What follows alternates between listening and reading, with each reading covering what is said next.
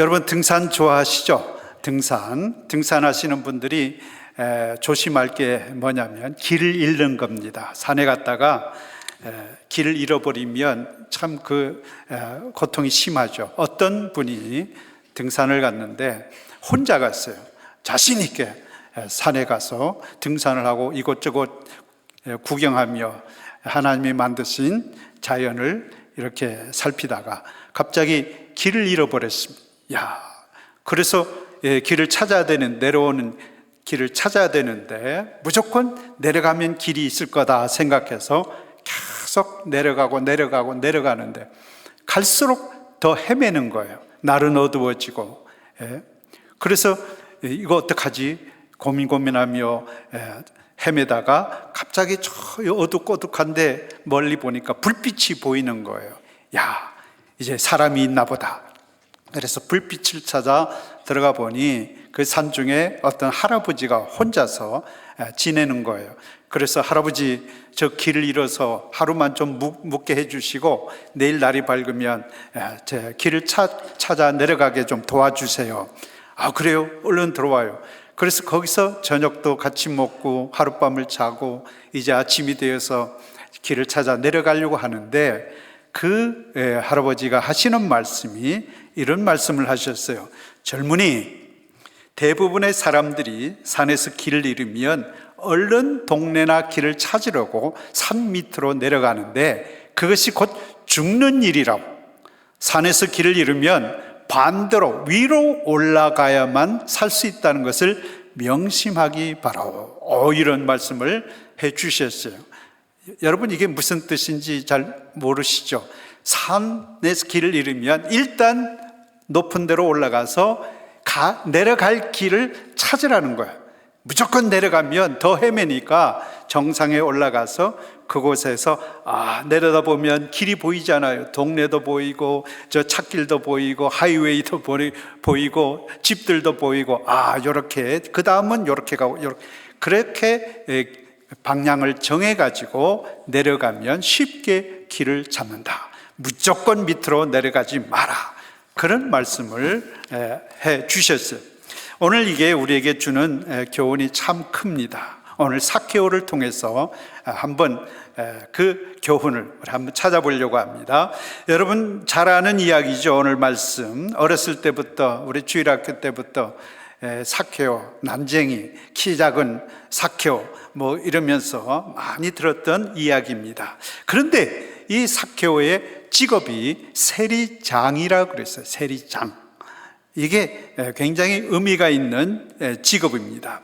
당시 세리장은 어떤 사람일까? 지금으로 말하면 세무소의 세무소장급 되는 여리고라는 지역의 세무 담당 책임자, 총책임자거든요. 그 밑에 세리, 마태 같은 세리들은 그 밑에 있던 직원이고요. 그러니 굉장한 높은 직분입니다. 그래서 예수님 당시의 세리장은 어떤 신분일까? 한번 보십시다. 로마의 대리인과 동족의 착취자라고 이렇게 불렸어요.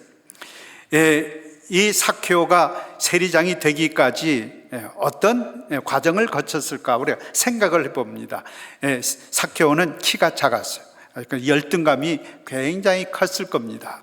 그래서 같은 유대인 사람들로부터, 자기 동족들로부터 무시당하고 멸시당하고 저 난쟁이 간다. 어린 아이들이 그 어른을 보고 무시하고요, 조롱하고 손가락질하고 그랬을 거예요. 그래서 삭개오는 어렸을 때부터 그 열등감을 극복하고자 뭘 했을까? 공부. 열심히 법을 공부하고 로마법을 공부하고 세무법을 공부하고 그래가지고 로마가 치르는 국가고시에 당당하게 합격해서 대학을 졸업하고 그 결과 로마 공무원이 된 거죠. 그 당시 이스라엘 유대를 지배하고 다스리는 지배국가의 공무원이 됐으니 막강한 힘을 얻어. 너희들 봐라 이거지. 너희들 나를 무시하고 내가 키가 작다고 조롱하고 멸시했지. 내가 너희들 두고 보자.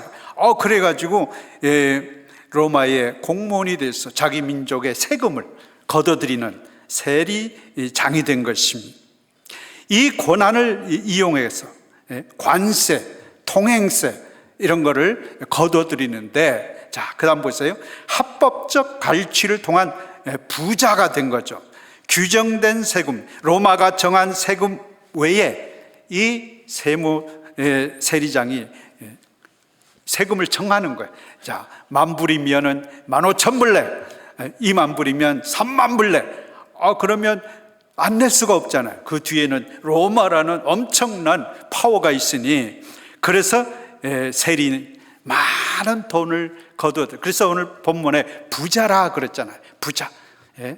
우리 돈도 많고 권력도 있고 그것뿐만 아닙니다. 그러나 종교적, 사회적으로 보면 동족의 고열을 빨아 로마에 바치는 매국노라, 매국노. 또한 이방인의 돈과 부정한 세금을 다룬다는 이유로 유대인들의 입장에서는 더러운 사람, 아주 죄인, 창녀와 같은 등급으로 취급받았습니다. 더 그럴수록 삭개오는 무시당하지 않으려고 권력을 등에 업고 사람 이 큰 참 뭔가 힘을 과시하지만, 그럴수록 더 유대 자기 민족들로부터는 더 죄인 취급받고 손가락질 받고 같이 커피 마시자고 하는 사람이 아무도 없는 외로운 사람이었습니다. 그런데 세상은 그를 외면했지만 주님은 그러지 않았어요. 오늘 말씀에 주님은 삭개오를 만나 주셨습니다. 예수님은 의인을 부르러 온 것이 아니라 죄인을 부르러 오셨기 때문입니다. 자, 정리하십시오. 삭개오는 누구인가요? 여리고 지역의 텍스 컬렉터를, 그리고 거기에 메인 담당자, 책임자, 그리고 돈 많이 세금을 로마에 일정한 금액을 바치고 나머지는 자기가 다 착취하는 거죠. 그래서 스스로 성공한 사람, 세상적으로 보면 사회적 신분도 높고 돈도 많은 부자이고, 그리고 로마의 공무원이 됐으니 성공한 사람처럼 보여요. 그러나 이게 세상적인 관점에서 보는 거고요. 그러나 부정적으로 보면, 내면으로 보면 키가 작아, 이게 열등감의 근원이 됐어요. 그리고 사람들이 만나주지 않아, 자기를 손가락질해, 무시해. 그러다 보니 열등감에 빠지고, 그리고 외로워, 고독한 사람이었습니다. 그 다음에 자기 동족들의 그 세금을 걷어서 착취하는 것 때문에 일종의 죄책감도 있어요. 그 죄책감이 또 자신을 괴롭게 만드는 거죠. 그리고 사랑에 목마른 사람, 결국은 불행한 사람입니다. 불행한. 사회적으로, 세상적으로 보면 많은 것을 소유했어요. 재산도 있죠, 돈도 있죠, 사회적 신분도 있죠, 권력도 있죠. 그러나 내면으로 보면 불행한 사람이었습니다. 우리 성경에도 보십시오. 누가복음 18장 11절에 보면 바리새인은 서서 따로 기도하여 이르되, 하나님이여, 나는 다른 사람들 곧 토색, 불의, 간음을 하는 자들과 같이 아니하고 이 세리와도 같이 아니함을 감사하나이다. 세리를 향해서 어떤 사람들과 동등으로 생각을 하고 있어요? 토색하는 사람, 불의하는 사람, 간음을 하는 사람, 이런 사람들을 세리하고 똑같이 취급하는 거예요. 그러니 얼마나 삭개오가 사회적으로 얼굴을 들 수 없을 정도로 밖에만 나갔다면 사람들이 수군거리는. 누가복음 15장 2절도 보십시오. 바리새인과 서기관들이 수군거려 이르되, 이 사람이 죄인을 영접하고 음식을 같이 먹는다 하더라. 오늘 본문 말씀이죠. 예수님이 세리와 함께 식사를 하고 그럴 때 세상 사람들이 수군거리는, 죄인을 영접하고 음식을 같이 먹는다. 어찌 저 사람, 예수라는 분이 저럴 수가 있을까? 그리고 유대인 속담에는 이런 말도 있습니다. 광야에서 가장 잔인한 짐승은 곰과 사자이지만 도시에서 가장 잔인한 짐승은 세리와 기생충이다. 세리를 기생충으로 취급했어요. 예. 그만큼 미워하고 증오하는 직업이 세리였습니다. 주님은 세리 마태를 제자로 삼을 정도로 품는 주님의 사랑이 있었지만 사회는, 유대인들은 그러지 않았습니다. 그러니 이 삭개오 얼마나 외롭고 불행한 삶을 살았을까. 한마디로 말해서 출세는 했지만 불행해요. 돈은 많지만 외로워요. 성공은 했으나 불행한 사람이었습니다. 이런 삭개오, 이런 삭개오의 인생에 전환점이 옵니다. 어떤 전환점? 마침 예수님께서 여리고로 지나가시게 되었어요. 우리 오늘 1절 말씀을 보십시오. 예수께서 여리고로 들어 지나가시더라. 예수께서 여리고로 지나가시더라. 여리고 세무 담당 세리장이 있는 이 동네로 예수님이 오셨다는 거예요. 그리고 그동안 이 삭개오가 예수님에 대한 소문을 많이 들었습니다. 사회적 신분이 있으니까 로마에서도 얘기가 많이 있었을 거고요. 그 사회에서도 소문이 많이 들려가지고 그걸 다 들었을 거예요. 그래서 우리 3절에 보면 어떻게 합니까? 저가 예수께서 어떠한 사람인가 하여 보고자. 예수님이 그 소문에 의하면 엄청 정말 사랑이 많고 기적을 행하고 죽은 자를 살리고 아픈 자를 고쳐주시고 그리고 귀한 말씀으로 많은 사람에게 감동을 주신다는데 그분이 어떤 분일까? 좀 나도 보고 싶다. 나도 만나고 싶다. 소문을 통해 들었던 예수님에 대한 호기심과 관심을 가지고 주님 보기를 간절히 원했던 거예요. 이게 인생의 전환점의 첫 번째 스텝입니다. 첫 발자국이에요. 여러분, 은혜 받기를 원하십니까? 여러분 삶은 어떻습니까? 돈은 가졌으나 외롭고 뭔가 성공한 것 같지만 불행한 그런 삶을 살고 있지는 않습니까? 주님을 만나지 못하면 우리 세상 사회적으로 아무리 많은 것을 누리고 있어도 결국 불행할 수밖에 없습니다. 그런데 이 불행한 삶의 전환점, 터닝 포인트, 그거는 주님을 만나는 것입니다. 그런데 주님을 만날 때 어떻게 만나요? 여기 시편 42편 1절을 보십시오. 하나님이여 사슴이 시냇물을 찾기에 죄송합니다. 갈급함같이 내 영혼이 주를 찾기에 갈급하나이다. 목마름입니다. 목마름. 사모함이죠. 여러분, 주님에 대한 사모함이 얼마나 됩니까? 하나님을 사모하는 열심이, 특심이 돼야 돼요. 주일날 주님 앞에 올 때도 여러분 목마른 사슴이 시냇물을 찾듯이 주님 전을 찾으십니까? 주님 전에 앉아서 예배할 때도 그런 목마름이 있습니까? 여러분, 세상에서 많은 것을 가진 사람들은 목마름이 없어요. 부자들은 그래서 천국에 가기 힘들다는 이유가 목마름이 없어요. 영적 사모함이 없습니다. 다 가졌다 생각하니까. 교만한 사람도 여러분 목마름이 없어요. 교만한 사람, 남 무시하고 자기는 뭔가 된 것처럼 생각하다 보니 목마름이 없어요. 사모함이 없어요. 주님을 찾지 않아요. 영적인 갈급함이 있어야 비로소 하나님의 은혜를 구하고 깨닫는 자리에 나갈 수 있습니다. 자신의 부족함과 영적 갈증을 인정할 때 비로소 하나님의 말씀을 구하고 기도의 자리로 나아가게 됩니다. 배고픈 자가 음식을 찾듯이 영적인 목마름은 하나님을 찾는 강력한 동기가 되기 때문입니다.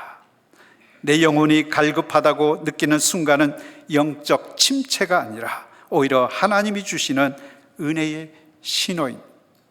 여러분, 이 순간에 이런 영적 갈급함, 목마름이 있는지 살펴보시기 바랍니다. 난 주님 없어도 살아. 난 주님 없어도 나는 괜찮아. 이런 생각은 목마름이 아닌 것입니다. 그래서 하나님은 가끔 우리를 사막으로 이끌어 가세요. 광야로 이끌어 가세요. 왜 이스라엘 백성을 40년 동안 광야로 이끌어 가셨습니까? 며칠이면 갈 수 있는 가나안 땅을 광야를 40년 헤매게 한 이유가 목마름을 느끼라는 거예요. 하나님을 찾으라는 거예요. 오직 하나님. 가끔 우리를 목마르게 하시기 위해 하나님은 사막으로도 이끌고 광야로도 이끌지만 또 고난과 고통으로도 이끌어 가십니다. 하나님을 찾으라는 거예요. 예. 여러분, 이 순간에 힘들고 어려운 일을 겪고 계시는 분이 계십니까? 사막과 같고 광야와 같은 그런 일들을 겪고 있습니까? 하나님이 목마른 사슴이 되라고 기회를 주시는 줄로 믿습니다. 그 기회를 놓치지 마십시오. 네? 여러분, 하나님이 우리에게 주시는 그 목마름은 은혜의 첫 스텝입니다. 첫 단계예요. 첫 발자국입니다. 그 발자국을 내디딘. 그래서 삭개오는 주님을 간절히 사모하는 거예요. 야, 그분을 만나고 싶어. 그분 어떤 분일까? 자, 그런데 문제가 생겼어요. 뭡니까? 3절을 보십시오. 저가 예수께서 어떠한 사람인가 하여 보고자 하되 키가 작고 사람이 많아 할 수 없어. 자, 주님을 만나고 싶고 주님을 사모하는 마음이 있어요. 목마른 사슴처럼 생수를 찾는데 가보니까 와, 사람들이 얼마나 많은지 몰라. 사람들이 예수님을 둘러싸여 있어. 자, 그래서 주님을 볼 수가 없어요. 여기에 두 가지 장애, 블락이 있습니다. 두 가지. 첫째는 키가 작다는 이유입니다. 자기 자신이 갖고 있는 문제죠. 내가 갖고 있는 문제. 키가 컸으면 사람들이 둘러싸여 있어도 이렇게 해서 저분이 주님이시구나, 주님, 이럴 수 있을 텐데 내가 키가 작아. 완전히 키가 작아서 성경에 키가 작다는 표현을 사용한 걸 보면 정말 작은 것 같아요. 어렸을 때부터 난쟁이처럼. 그러니 아무리 해도 볼 수가 없어. 여러분, 우리가 목마름이 있고 주님을 사모하고 정말 은혜를 사모하지만 내 안에 내가 가지고 있는 장애들이 있다면 주님의 은혜에 갈 수가 없습니다. 아이고, 나 바빠서 안 돼. 성경 공부 좀 하세요. 바빠서 안 돼.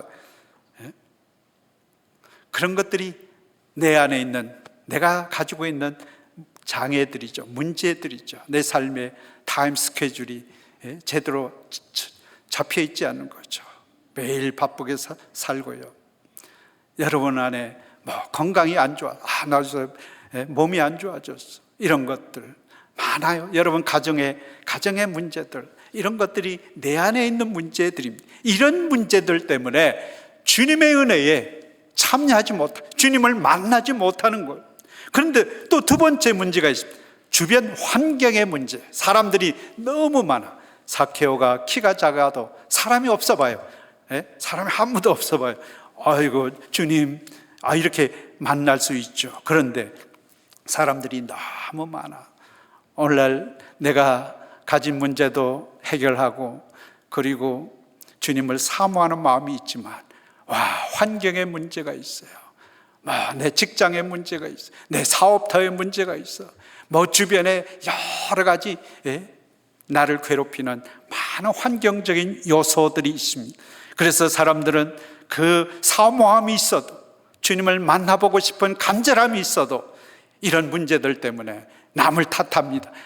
이거 누구 때문에 나 교회 가기 싫어.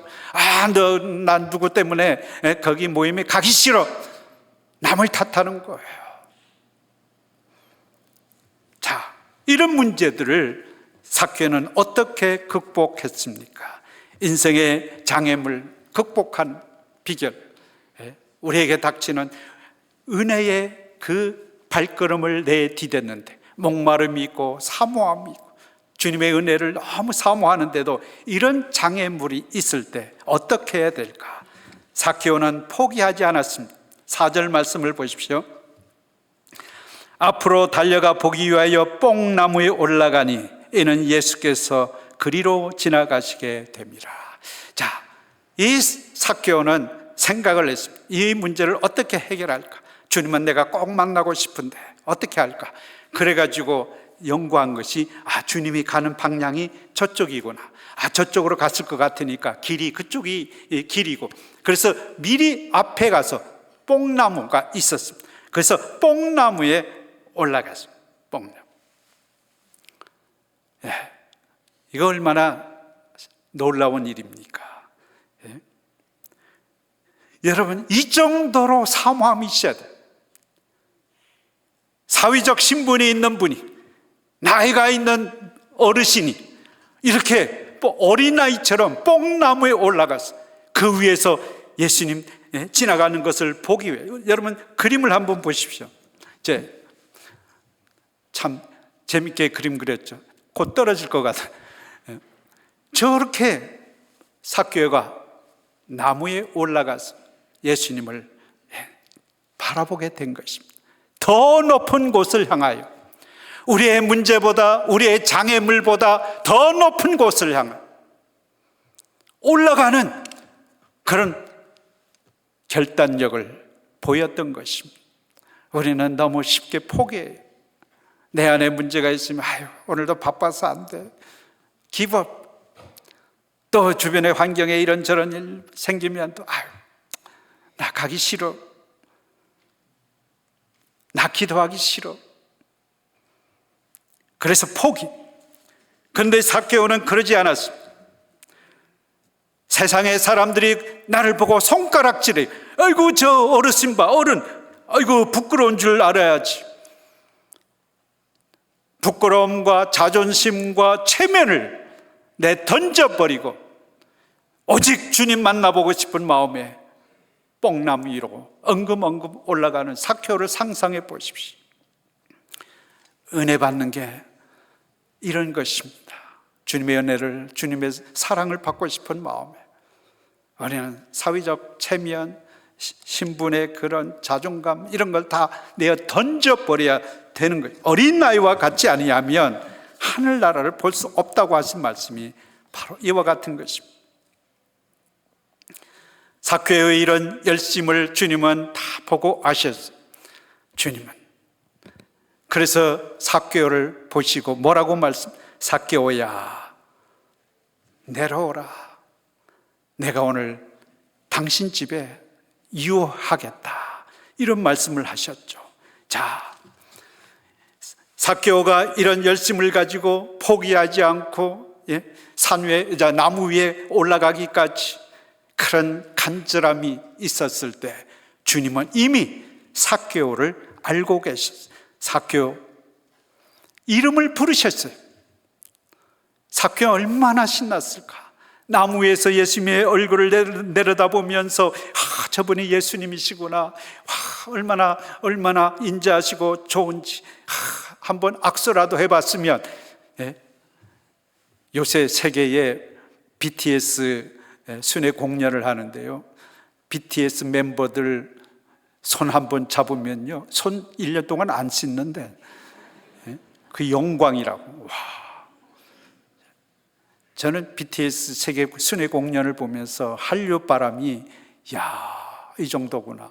근데 복음의 바람이 불어야 되는데, 예수 그리스도의 복음이 세계로 이렇게 우리 한국을 통해서 퍼져가야 되는데 아마 한류를 통해서 그렇게 퍼져갈 날이 있을 줄 믿습니다. 그게 우리 기도 제목인 것 같아요. 그러니 삭개오도 예수님의 모습을 보면서 너무 행복하고 보기만 해도 너무 좋은 거예요. 그런데 주님께서 삭개오야, 아니 내 이름을 언제 아셨어? 나는 주님 만나본 적도 없고. 근데 주님은 내 이름을 알고 계셔.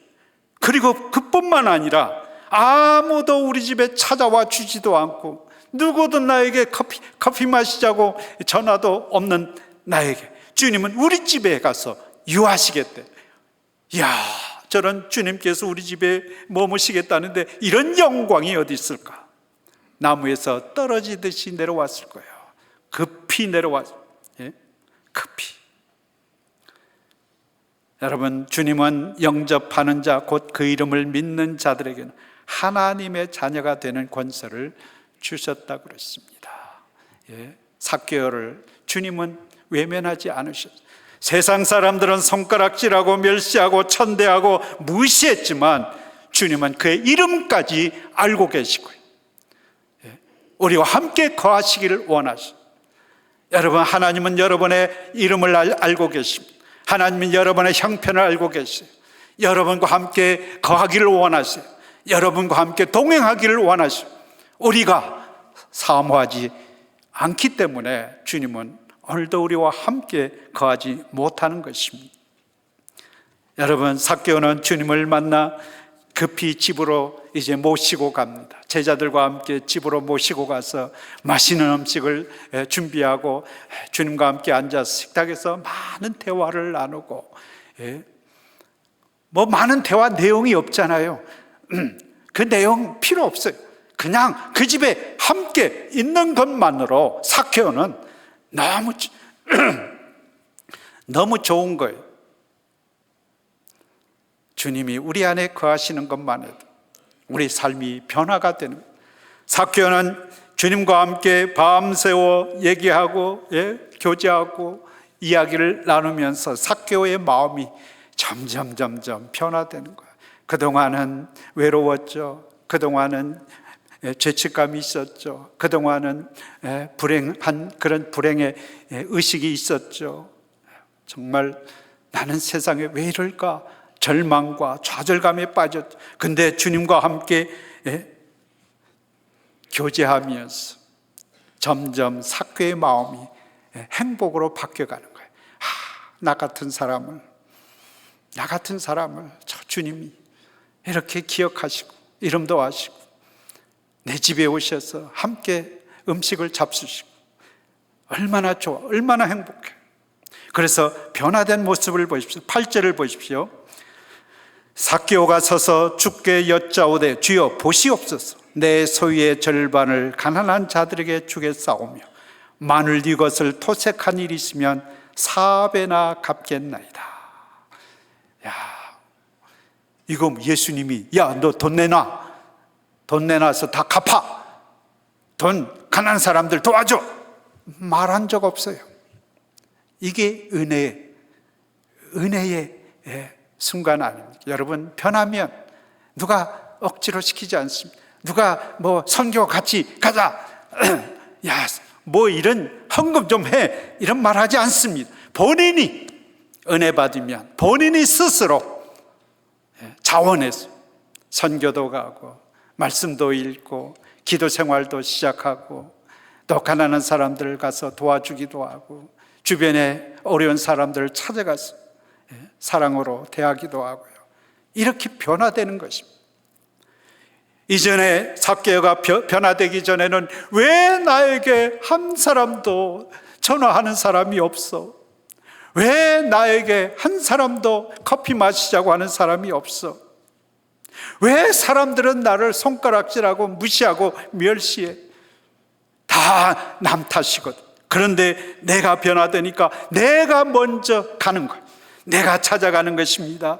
가난한 자들을 찾아가는 것입니다. 내가 가서 용서를 구하고 내가 잘못했다고 하기도 하고 그동안 내가 너무 잘못했으니 용서해달라고 사과하기도 하고. 이게 은혜 받은 사람의 변화된 모습이에요. 그래서 주님이 함께 거하신, 여러분, 주님이 여러분의 가정에 영원토록 거주하시기를 주님의 이름으로 축원드립니다. 주님과 함께 동행하는 거예요. 매일 주님이 나에게 말씀해 주시고 주님이 나에게 위로해 주시고 그러면서 내 삶이 변화돼 가는. 그래서 그동안에는 삭개오가 나 같은 놈, 나는 죄인이야. 그러다가도 유대인들, 자기를 미워하는 유대인들 보면 그냥 세금으로 그냥 왕창 매기 위해서 복수하고 싶은 마음, 그런 마음들이 다 사라지는, 자기 자존감을 회복한 것입니다.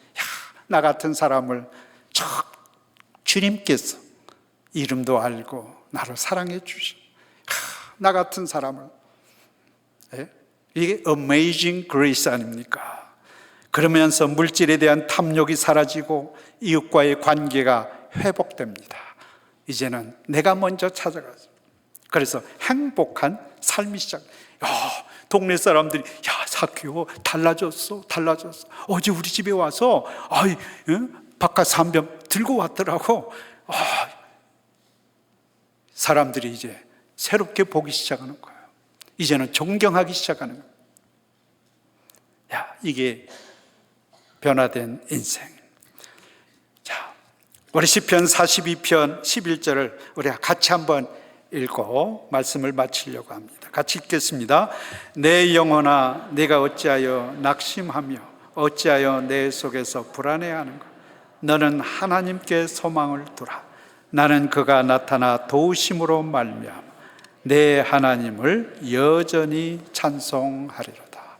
이런 찬송이 우리에게 항상 있을 이유는 바로 주님 항상 사모하는 것, 주님을 사모하는 자, 낙심, 불안 이런 것이 사라지고 오히려 마음에 평안이 있고요, 오히려 하나님 찬양하는 삶이 매일매일 넘쳐나게 되는 것입니다. 이제 결론으로 우리 한번 결론을 보시고 우리 함께 합심해서 우리 결단의 기도를 하겠습니다. 힘들고 어려울 때 낙심하거나 절망하지 마십시오. 여러분, 주님이 계십니다. 그 순간이 우리 주님 사모하는 기회임을 기억하셔야 됩니다. 그리고 우리가 사모하는 마음이 있지만 장애들이 많이 있어요. 그걸 마귀가 또 얼마나 그걸 사모하지 못하게 만드는지 몰라요. 그러나 이 장애를 극복해 더 높은 곳을 향하여, 더 기도 응답이 없다면 더 기도하십시오. 봉사의 기쁨이 없다면 한번 더 봉사해 보십시오. 더 높은 곳을 향하여 올라가야 됩니다. 거기에 은혜의 장소가 있습니다. 은혜의 순간이 있습니다. 이 시간 우리 합심해서 오늘 말씀을 생각하시면서 결단의 기도를 우리 함께 드리기를 원합니다. 기도하겠습니다.